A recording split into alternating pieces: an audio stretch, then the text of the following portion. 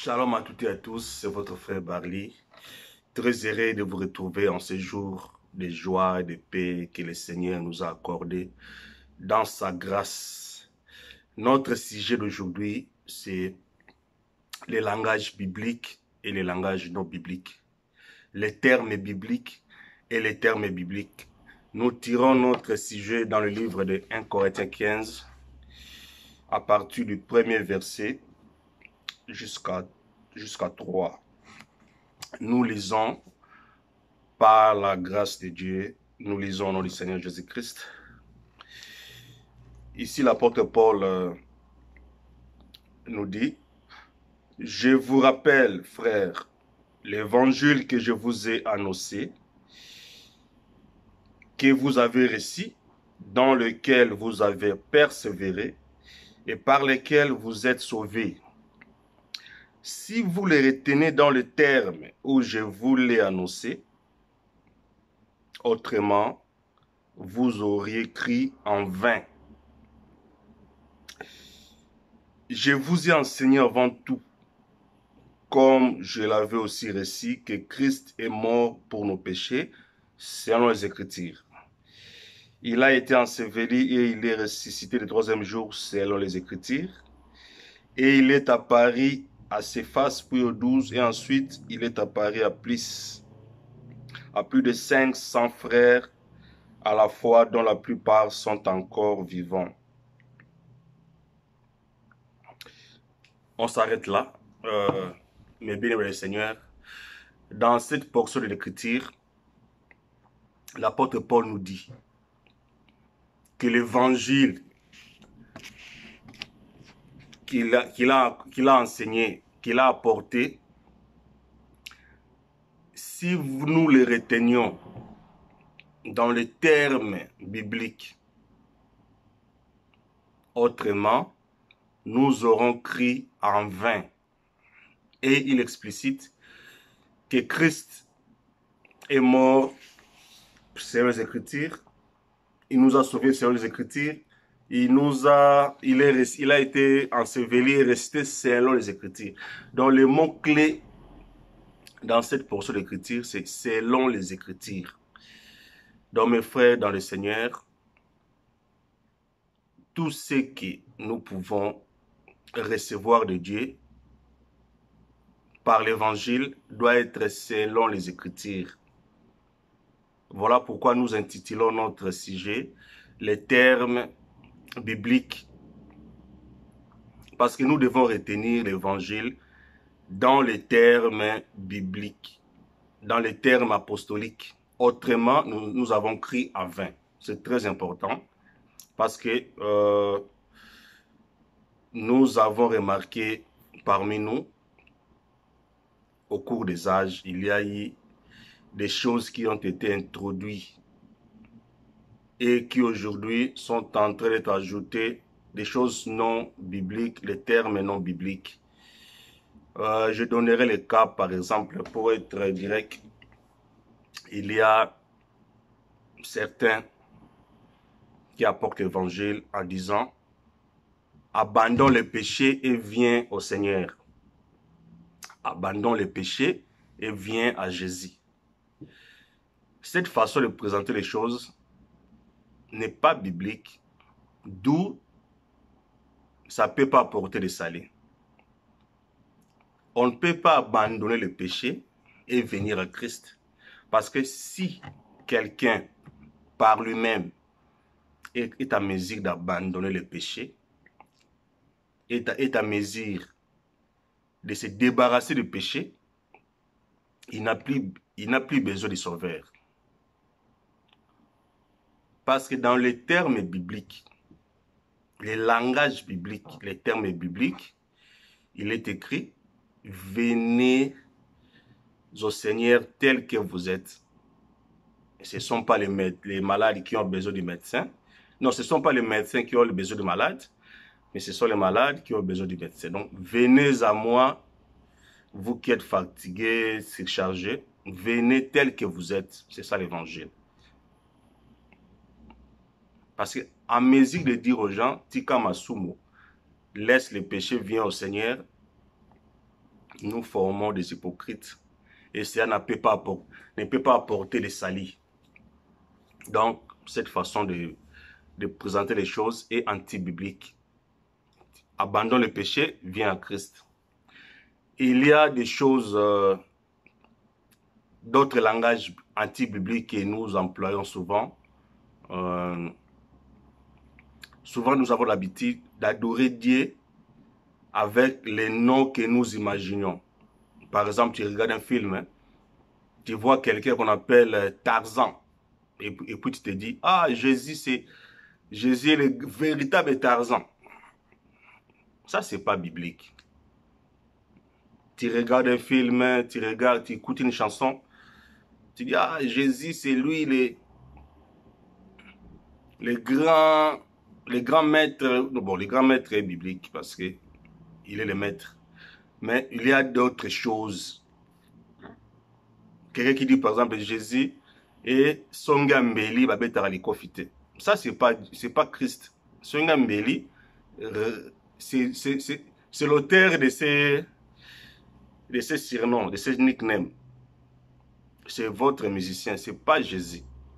Jésus veut que nous l'adorons dans le nom biblique parce que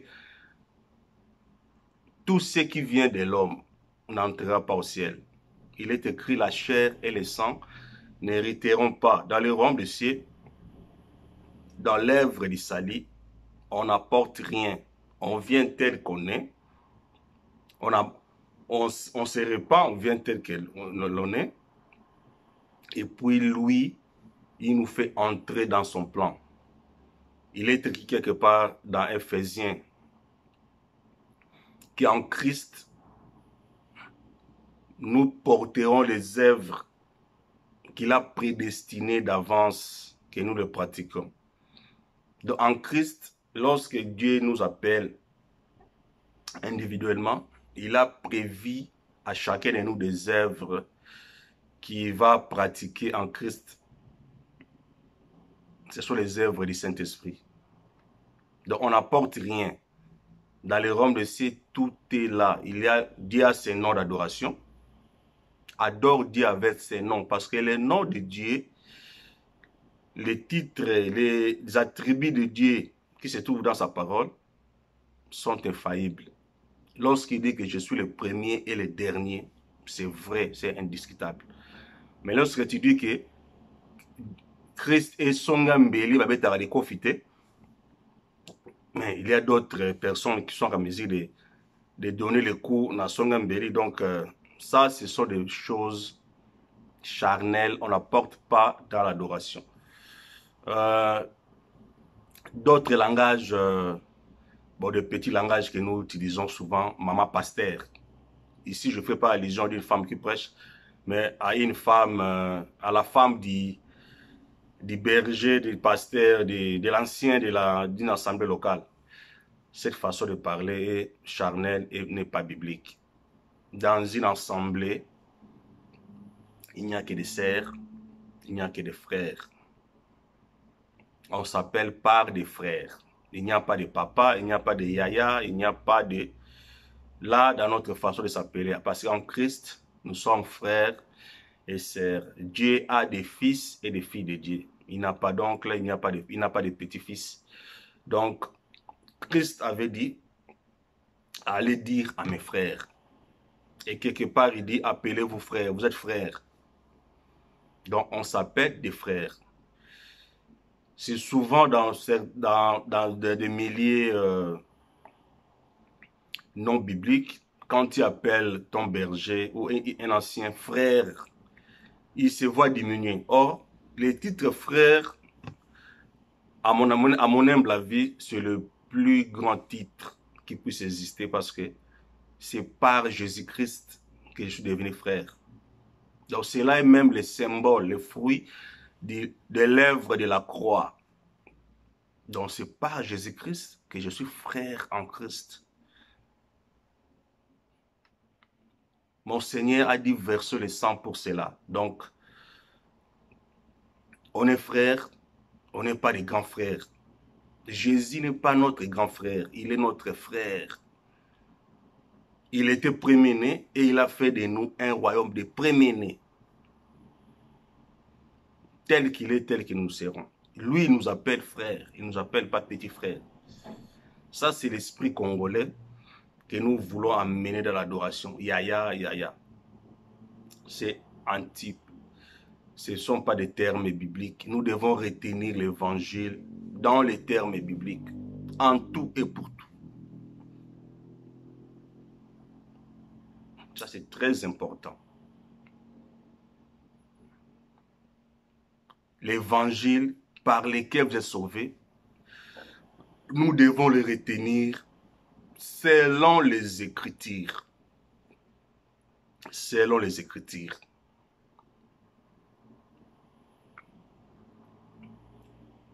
C'est cela le modèle divin. Dans l'Ancien Testament, il y avait l'Urim et le Thummim, par lesquels il vérifiait toutes choses.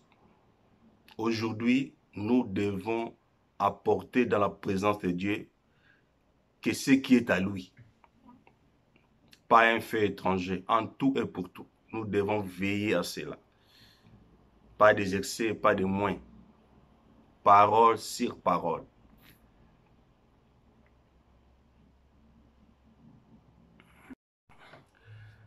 Mes frères et sœurs, nous devons aussi savoir que entre nous et les apôtres, il y a ce qu'on appelle le concile de Nicée. Et c'est dans le concile de Nicée que le modèle apostolique a été renversé. Donc, la plupart de nos pratiques aujourd'hui fait partie de l'influence de Rome. Ne fait pas partie de l'influence de Jérusalem.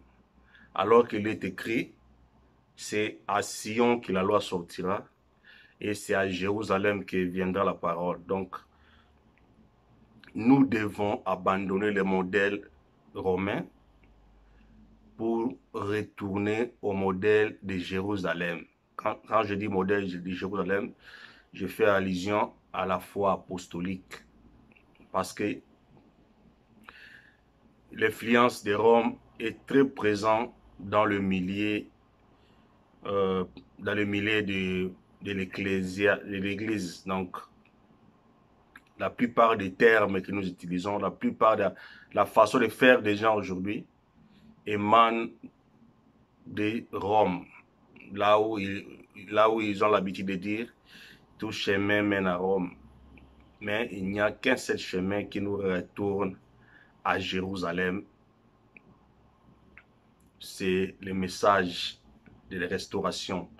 Donc, par là, nous voyons dans nos églises aujourd'hui des termes comme groupe de papa, groupe de maman, groupe de jeunes. Ces modèles-là, c'est le modèle de Rome. Parce que lorsque l'église avait commencé à Jérusalem, ils étaient bités à d'autres problèmes que de prêcher la parole de Dieu. Il y avait des problèmes d'organisation, de gestion, de distribution des biens. Les apôtres avaient dit qu'ils devaient se consacrer à la parole et à la prière. Et ils devaient laisser les autres tâches aux diacres. Donc une église biblique est gérée par les anciens et les diacres. Donc les protocoles, des choses, il y a des choses qui ont été ajoutées, d'autres termes qui ne font pas partie du modèle biblique, qui ne font pas partie de Jérusalem. Donc la Bible dit, sortez du milieu d'eux afin que je vous accueille. Donc notre façon de servir, notre façon d'adorer, fait en sorte que le Seigneur que nous prétendons adorer se trouve à la porte et non à l'intérieur. Donc nous sommes en train d'adorer le vide. Christ est à la porte. Il n'est pas dans notre milieu d'adoration anti-biblique. Et il dit que nous devons sortir de ces choses afin qu'il nous accueille. Afin qu'il nous accueille. Parce que dans un milieu où la parole de Dieu n'est pas respectée, il n'y a pas l'autorité de Christ. Christ ne se sent pas honoré parce qu'il règne au milieu de nous par sa parole. C'est par sa parole qu'il dirige, il domine. Alors si nous l'adorons, nous le servons dans nos termes, dans notre manière de faire, selon le modèle de Rome, là, nous n'adorons pas Christ. Nous adorons le diable qui devait venir au nom de Christ.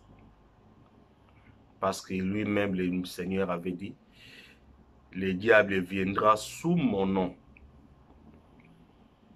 Les miracles, la prospérité, ne sont pas les évidences que quelqu'un a dit ou il n'en a pas.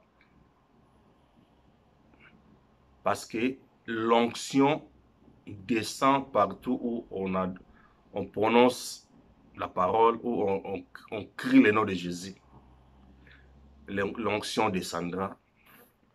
Mais pour que la seigneurie du Seigneur, sa présence demeure dans un endroit, dans une personne, il faut que sa parole soit respectée. Il faut que sa parole soit respectée. Il faut que sa parole soit rétablie. Voilà pourquoi le but de nos émissions, c'est d'apporter la lumière de la restauration. Parce que l'apôtre Paul dit, si vous ne retenez pas cet évangile dans les termes qu'il a été apporté, vous aurez cru en vain. Croire en vain, ça existe.